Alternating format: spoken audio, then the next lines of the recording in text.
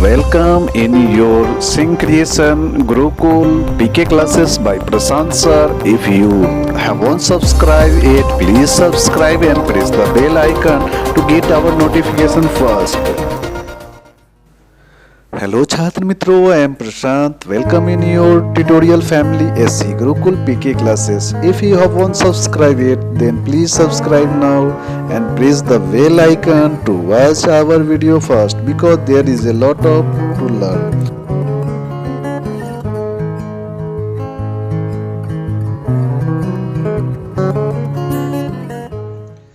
Hey छात्र मित्रों, in our previous lesson we have already know about Gram Panchayat, Panchayat Samiti, Jila Parishad and Nagar Parishad, Nagar Panchayat, Nagar Nigam. Here in this lesson we will know about district administration, Jila Prashasan. In district administration we will know three main topics. Topics number 1, the district collector, जिला collector, the chief of the district police, जिला police का प्रमुख, और अंत में जानेंगे district courts, जिला न्यायालय। अब यहाँ कुछ बच्चे बात कर रहे हैं कि हमने पिछली कक्षाओं में तो ग्राम पंचायत, जिला परिषद आदि के बारे में सुना है, लेकिन ये डिस्ट्रिक्ट कलेक्टर क्या होता है इसके बारे में तो हमने नहीं सुना है। दूसरे बच्चे बोलते हैं कि हमने न्यूज़पेपर के ऊपर में डिस्ट्रिक्ट कलेक्टर का नाम काफ़ी बार देखा है। तो उसमें से एक बच्चा बोलता है कि our teachers will be able to tell us, हमारी जो शिक्षिका होंगी, शिक्षक होंगे, वो ही हमें अच्छे से बता पाएंगे। और एक चीज़ और वह ऐड करता है कि माय दीदी wants to become, my दीदी सेज, मेरी दीदी कहती है कि she wants to become a district collector, कि वह एक डिस्ट्रिक्ट कलेक्टर बनना चाहती है। Okay, do such questions occur to you too, इस तरह के सवाल आपके मन में भी आते हैं क्या? The Jila Parishad is a part of the rural local government system, that is the Panchayati Raj system. जिला परिषद जो है वह ग्रामीण स्थानीय सरकारी निकाय का एक भाग होता है जो पंचायती राज पद्धति कहलाती है।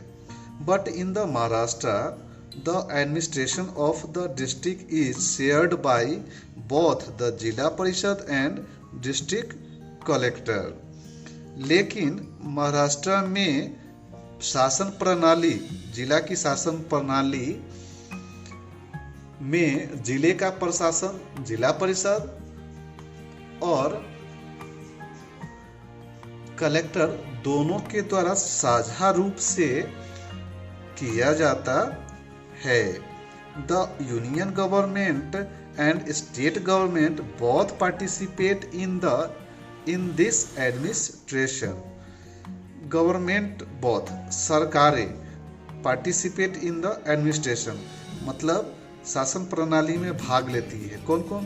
केंद्र सरकार और राज्य सरकार। केंद्र सरकार और राज्य सरकार बराबर रूप से दोनों मिलकर शासन प्रणाली में, प्रशासन में भाग लेती है। Okay, understand? इट मीन्स छात्रों कि हमने यहाँ सीखा कि हमारे मन में कुछ सवाल आते हैं कि जिला परिषद ग्रामीण का एक हिस्सा है और स्थानीय पंचायती राज व्यवस्था है, लेकिन जो महाराष्ट्र में व्यवस्था है उसके अनुसार जिले परिषद और जिला कलेक्टर दोनों द्वारा साझा रूप से प्रशासन किया जाता है। इस प्रशासन में केंद्र सरकार, यूनियन गवर्नमेंट और स्टेट गवर्नमेंट दोनों भाग लेते हैं। Okay, now 5.1 the district collector. जिला collector is the head of the district administration. जिला प्रशासन का प्रमुख जिला कलेक्टर होता है। Here a question is raised in the fill in the blanks कि that dash is the head of the district administration. Then your answer will be the district collector. The district collector is the head of district administration. It means कि जिला प्रशासन का प्रमुख जिला collector होता है. He is appointed by the state government. Next question is raised that who has appointed the district collector. District collector को appoint कौन करता है? तो इसका आंसर होगा कि the district collector is appointed by the state government. मतलब वह राज्य सरकार के द्वारा अपॉइंट किए जाते हैं, नियुक्त किए जाते हैं. He is appointed by the state government. वह स्टेट गवर्नमेंट के द्वारा नियुक्त किए जाते हैं. He has to perform many functions from collecting agriculture tax to maintaining law and order in the district. उसे कृषि कर से लेकर न्याय व्यवस्था प्रणाली तक के कई कार्य जिले के अंदर करने होते हैं. ओके छात्रों, in this point you have know that जिला कलेक्टर प्रशासन का प्रमुख होता है. वह राज्य सरकार के द्वारा नियुक्त किया जाता है. उसे कृषि कर्ज से लेकर जिले में कानून व्यवस्था बनाए रखने तक के कई कार्य करने होते हैं.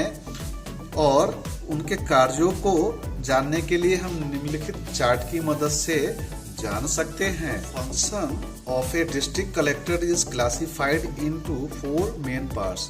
Number 1 agriculture, number 2 law and order, number 3 election officer and number 4 disaster management.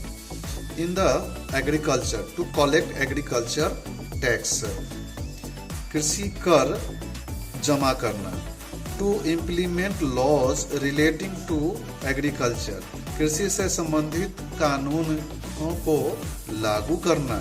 To provide relief in case of draft and scarcity of food, सूखे और चारे की कमी की स्थिति में राहत प्रदान करने के लिए कार्य करना. Okay, now we come to the second point, law and order, कानून एवं व्यवस्था. Established peace in the district, जिले में शांति व्यवस्था कायम रखना. टू मेंटेन सोशल हार्मोनी, सामाजिक समरसता बनाए रखने के लिए कार्य करना. And in the last, to restrict on lawful assembly, गैर कानूनी सभा पर प्रतिबंध लगाना. इम्पोज कर्फ्यू इफ रिक्वायर, अगर जरूरत पड़े तो कर्फ्यू लगाना. Okay, now we come to the point third, election officer, चुनाव अधिकारी. To ensure a smooth conduct of election, it is a main important role of a district collector as a election officer. Number 1, to ensure a smooth conduct of election, चुनाव का सुचारू संचालन सुनिश्चित करने के लिए कार्य करना. Number 2, to take necessary decisions related to the electoral process, निर्वाचन प्रक्रिया से संबंधित आवश्यक निर्णय लेना. At last, to update the voters list, और समय समय पर मतदाता सूचियों का अद्यतन करवाना. Okay, and now in the last, और अंत में हम लोग जानेंगे the main functions in disaster time. Disaster management, आपदा प्रबंधन. To take quick decisions during times of disaster and prevent और मिनिमाइज द डैमेज. आपदा के टाइम में क्विक डिसीजन लेना, मतलब शीघ्रता से डिसीजन लेना ताकि आपदा को रोका जा सके और उसके नुकसान को कम किया जा सके। To give orders to disaster management unit cell, और डिजास्टर मैनेजमेंट यूनिट इकाई सेल को आदेश देना इसके लिए।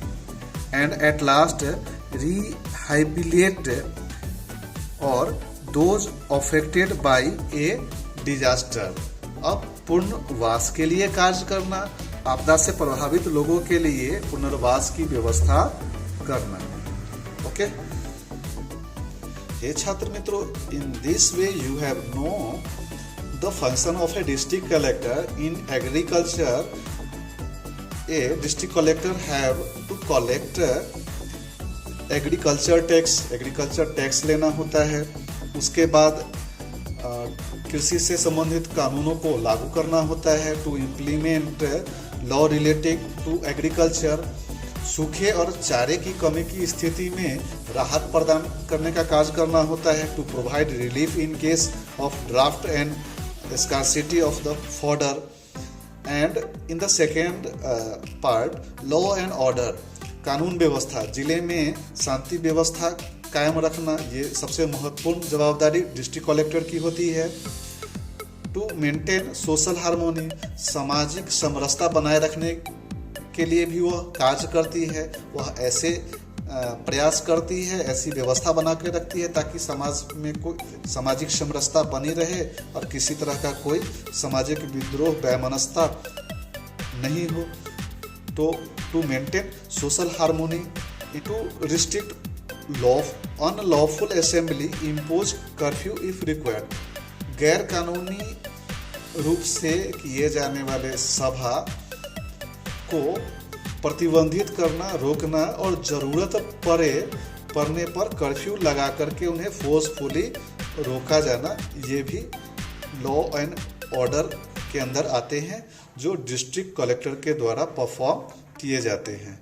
Okay, and election officer, district collector also do a role of election officer, and in this situation to ensure a smooth conduct of election, इस situation में उसका काम होता है चुनाव अधिकारी के रूप में कि चुनाव का सुचारू संचालन सुनिश्चित करना।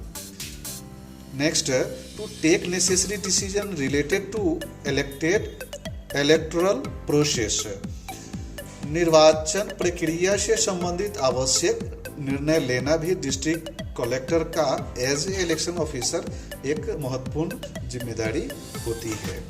To upload the voters list, और मतदाताओं की सूचियों को अद्यतन करना, ये भी देखना एक डिस्ट्रिक्ट कलेक्टर की महत्वपूर्ण जिम्मेदारी होती है। एंड इन द लास्ट, अंत में सबसे महत्वपूर्ण जो होता है वो आपदा प्रबंधन होता है। इसमें एक डिस्ट्रिक्ट कलेक्टर को क्विक डिसीजंस लेने होते हैं डिजास्टर के टाइम में, और उन्हें ये कोशिश करनी होती है कि वह कम से कम नुकसान हो। To give orders to disaster management units and cell, आपदा प्रबंधन इकाइयों और प्रकोष्ठों को आदेश देना भी एक महत्वपूर्ण फंक्शन होता है।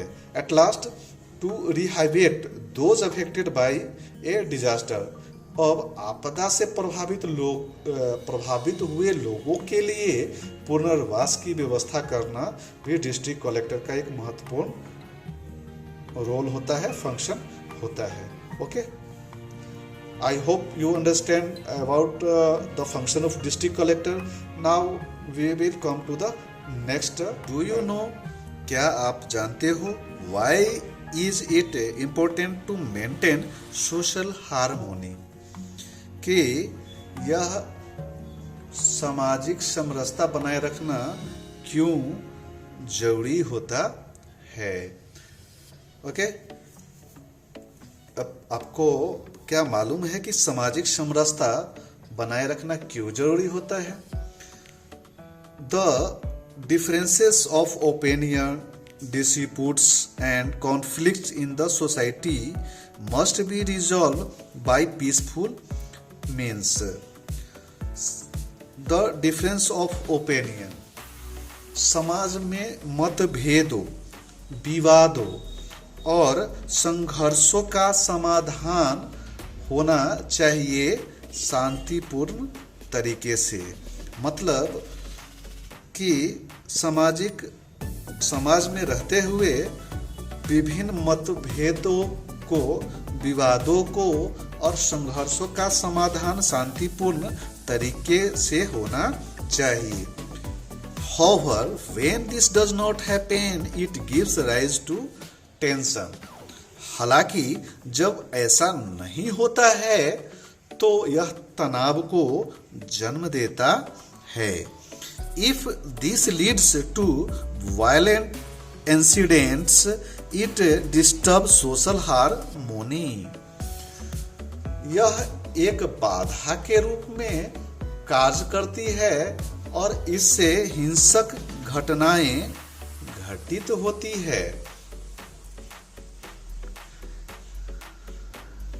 It acts as an obstacle to our progress. यह हमारे विकास को, हमारे कार्य को बाधा के रूप में कार्य करती है और हमारी प्रगति को रोक देती है। पब्लिक प्रॉपर्टी इज डैमेज, सार्वजनिक संपत्ति का नुकसान होता है। The district collector makes efforts to prevent such occurrences, but it is the duty of the citizens also to help maintain social harmony. The district collector makes effort. जिला collector यह प्रयास करती है कि ऐसी घटनाओं को घटने से रोका जाए, लेकिन यह नागरिकों का भी यह कर्तव्य है कि ऐसे सामाजिक हार्मोनी को, सद्भाव को, समरसता को बनाए रखने में अपना योगदान दे।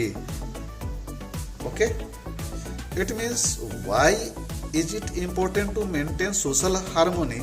सामाजिक समरसता बनाए रखना क्यों जरूरी है, यह आप ये नीचे से अच्छे से समझ गए होंगे। मतलब इसका आंसर जो है यहाँ है कि सामाजिक समरसता क्यों जरूरी है। सामाजिक समरसता इसलिए जरूरी है कि समाज में मतभेद, विवाद, संघर्ष होते हैं, लेकिन इसका समाधान जो होना चाहिए वो शांतिपूर्ण तरीके से होना चाहिए। फिर भी हालांकि जब ऐसा नहीं होता है तो यह तनाव को जन्म देता है और इससे हिंसक घटनाएं होती है। यह सामाजिक सद्भाव को भी बिगाड़ देती है। यह एक बाधा के रूप में कार्य करती है और इससे हमारा प्रगति बाधित होता है, रुक जाता है। पब्लिक प्रॉपर्टी इज डैमेज, सार्वजनिक संपत्ति का नुकसान होता है। डिस्ट्रिक्ट कलेक्टर मेक्स एफर्ट्स, जिला कलेक्टर प्रयास करती है ऐसी घटनाएं नहीं घटित हो, लेकिन यह नागरिकों का भी कर्तव्य है कि समाज में सद्भाव बना रहे, इस तरह के वह कार्य करे। Okay, tehsildar. There is a tehsildar for every taluka और तहसील। प्रत्येक तालुका या तहसील में एक तहसीलदार होता है। As a judicial officer he gives judgments to resolve conflicts at the local level. न्यायिक अधिकारी के रूप में वह स्थानीय तौर पर संघर्षों को हल करने के लिए निर्णय देता है। The tehsildar has to responsibility of maintaining peace and order in the taluka. तहसीलदार के पास तालुका में शांति और व्यवस्था बनाए रखने की जिम्मेदारी होती है। Okay student, understand. Tehsildar, taluka का हेड जो होता है वह तहसीलदार होता है। यह एक जुडिशियल ऑफिसर के रूप में काम करता है, जिसका काम होता है न्यायिक अधिकारी के रूप में कार्य करना और स्थानीय स्तर पर संघर्षों को हल करने के लिए निर्णय देना तहसीलदार के पास तालुका में शांति और व्यवस्था बनाए रखने की जिम्मेदारी होती है। Okay, now in this way our 5.1 is completed. Okay student, I think you have understand the main topic 5.1. Hey छात्र मित्रों, in this way our chapter number 5 district administration part 1 videos ends here. I hope you learn this well. हे छात्र मित्रों, ये video आपको अगर पसंद आया है तो लाइक कीजिए, अपने दोस्तों के साथ साझा कीजिए और सब्सक्राइब करना तो बिल्कुल भी ना भूलिए। थैंक्स। जय हिंद, जय भारत।